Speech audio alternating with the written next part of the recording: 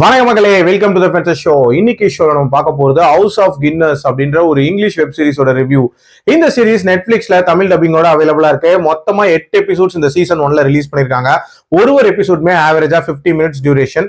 ஒரு medium size series அப்படின்னே சொல்லுவேன். இந்த சீரிஸோட கிரியேட்டர் யாருன்னு பாத்தீங்கன்னா ஸ்டீவன் நைட். இவர் வேற யாருமே இல்ல, ஃபேமஸான பீக்கி பிளைண்டர்ஸ் சீரிஸோட கிரியேட்டர் தான். சோ அதனாலே இந்த சீரிஸ்க்கான எக்ஸ்பெக்டேஷன் அப்படின்றது அதிகமா இருக்கு. சொல்ல போனா இந்த சீரிஸும் பீரியாடிக் செட்டப்ல அமைக்கப்பட்ட ஒரு சீரிஸ் தான். அதாவது 1860களில் நடக்கிற மாதிரியான ஒரு கதையா காட்டியிருப்பாங்க. ஆக்சுவலா கின்னஸ் அப்படின்ற அந்த வார்த்தையை கேட்டவுடனே உங்களுக்கு ஃபர்ஸ்ட் ஞாபகத்துக்கு வருது கண்டிப்பா அந்த கின்னஸ் புக் ஆஃப் ரெக்கார்ட்ஸ் அப்படின்ற ஒரு விஷயம் தான். அடுத்துதான் பல பேருக்கு ஞாபகத்துக்கு வரக்கூடிய ஒரு விஷயம் அப்படின்றது கின்னஸ் பியர். உலகத்தோட ஒரு தலை சிறந்த பியர் அப்படின்னே சொல்லலாம். இதோட ஆரிஜினேட்டர் இருப்பார்ல, பெஞ்சமின் கின்னஸ். சோ அவரோட மறைவுல இருந்து தான் இந்த கதையே தொடங்குது அப்படின்னே சொல்லலாம். ஆக்சுவலா அவர் இறந்ததுக்கு அப்புறம் மட்டும் அவரோட சொத்துக்கள் எப்படி பிரிக்க போறாங்க அப்படின்ற ஒரு மிகப்பெரிய கேள்வி இருக்கு. அவருக்கு 4 பிள்ளைகள் இருக்காங்க, 3 பசங்க அண்ட் ஒரு பொண்ணு. அதுல மூத்தவனான ஆர்த்தருக்கு தான் மேக்சிமம் சொத்து அப்படின்றது போது அவனுக்கு துணையா எட்வர்ட் அப்படின்ற ஒரு பையனோட பேரை எழுதி வைக்கிறாரு.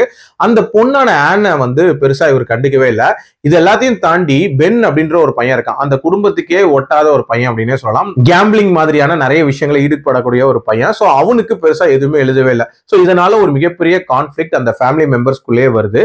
இதை தாண்டி இந்த குடும்பத்துக்கு அகைன்ஸ்டா ஒரு ரெபிள் குரூப் இருக்காங்க. அவங்க ஐரிஷ் விடுதலைக்காக போராடக்கூடிய ஒரு கும்பல். சோ அவங்களை இவங்க எப்படி சமாளிக்கிறாங்க அண்ட் ஃபர்தரா இவங்களோட பிசினஸ் யூஎஸ்க்கு எக்ஸ்பேண்ட் பண்ணணும்னு நினைக்கிறாங்க. அதுல என்ன மாதிரியான சிக்கல்கள் வருது அண்ட் இவங்களோட பொலிட்டிக்கல் ஆஸ்பிரேஷன்ஸ்ல என்ன மாதிரியான பிரச்சனைகள் வருதுன்ற மாதிரி நிறைய விஷயங்களை இந்த சீசன் 1ல காட்டியிருக்காங்க. இந்த சீரீஸை பொறுத்த வரைக்கும் எப்படி பீக்கி பிளைண்டர்ஸ் ஒரு உண்மை கதையை மையமா வச்சு ஒரு ஃபிக்ஷனல் ஸ்டோரி இவங்க பில்ட் பண்ணிருக்காங்களோ அதே மாதிரி இந்த கதையும் ஒரு உண்மை கதையை மையமா வச்சு அமைக்கப்பட்ட ஒரு ஃபிக்ஷனல் கதை தான். அதுக்கு ஏத்த மாதிரி அந்த பீரியாடிக் செட்டப் அப்படின்றதெல்லாம் ரொம்ப ரொம்ப சூப்பரா அமைச்சிருந்தாங்க அப்படின்னே சொல்லலாம். இந்த கதை ஆக்சுவலா ஒரு பிரீவரி பிசினஸ் மையமா வச்சு நகரக்கூடிய ஒரு கதை. சோ அது ரிலேட்டடான டீடைலிங், அந்த டைம்ல இருக்கக்கூடிய அந்த பிரீவரி ஃபேக்டரி எப்படி இருக்கும், இந்த விஷயங்கள் எல்லாம் ரொம்ப சூப்பரா காட்சிப்படுத்தப்பட்டிருந்துச்சு. ஆல்சோ அந்த குடும்பத்துக்குள்ள நடக்கக்கூடிய பிரச்சனைகள் ஆக்சுவலா ஒருவருக்கும் ஒரு பிரச்சனை அப்படின்ற மாதிரி ரொம்ப நீட்டா எழுதியிருப்பாங்க. ஆர்த்தரோட செக்ஷுவல் ஓரியன்டேஷனே பிரச்சனை அப்படின்ற மாதிரி இருக்கும். நம்ம எட்வர்டுக்கு லவ்ல பிரச்சனைன்ற மாதிரி இருக்கும். இது மாதிரி ஒருவருக்கும் தனித்தனி பிரச்சனைகள் அப்படின்ற மாதிரி ரொம்ப நீட்டா பில்ட் பண்ணிருப்பாங்க. அந்த ரெபிள்க்கும் இவங்களுக்கும் இருக்கக்கூடிய அந்த சீக்வன்சஸ்லாம் இருக்குல்ல, அது கண்டிப்பா பெட்டரா இருந்திருக்கலாம் அப்படின்னு தான் தோணுச்சு. பெரிய லெவல்ல ஒரு இம்பாக்டை கிரியேட் பண்ணல. அதே மாதிரி இவங்க பிசினஸ் எக்ஸ்பேண்ட் பண்ண போகும்போது அதுல ஸ்ட்ராட்டஜிக்கலா எடுக்கக்கூடிய டிசிஷன்ஸ் அப்படின்றதெல்லாம் இன்னுமே கொஞ்சம் பெட்டரா இருந்திருக்கலாம். பீக்கி பிளைண்டர்ஸ்ல என்ன ஒரு மிகப்பெரிய பிளஸ்னா இந்த ஃபேமிலி போர்ஷன்ஸை தாண்டி அந்த பொலிட்டிக்கல் இஷ்யூஸை ஹேண்டில் பண்ணக்கூடிய அந்த விஷயங்களும் ரொம்ப நீட்டா காட்டியிருப்பாங்க.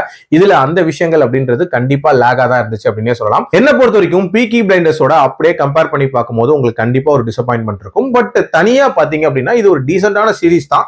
பட் இன்னுமே நிறைய விஷயங்கள் எஃபெக்டிவா இருந்திருக்கலாம் அப்படின்ற ஒரு கமெண்ட் தான் இருக்கு. என்னோட ரேட்டிங் இந்த சீரிஸ்க்கு 3/5. அடல்ட் கண்டென்ட் பொறுத்த வரைக்கும் இது ஸ்ட்ரிக்ட்லி ஃபார் அடல்ட்ஸ். ப்ராப்பரான அடல்ட் சீன்ஸ் இருக்கு. அதுக்கேற்ற மாதிரி பிளான் பண்ணிக்கோங்க. மீண்டும் அடுத்த விமர்சனத்தில் சந்திக்கிறேன். நன்றி, வணக்கம்.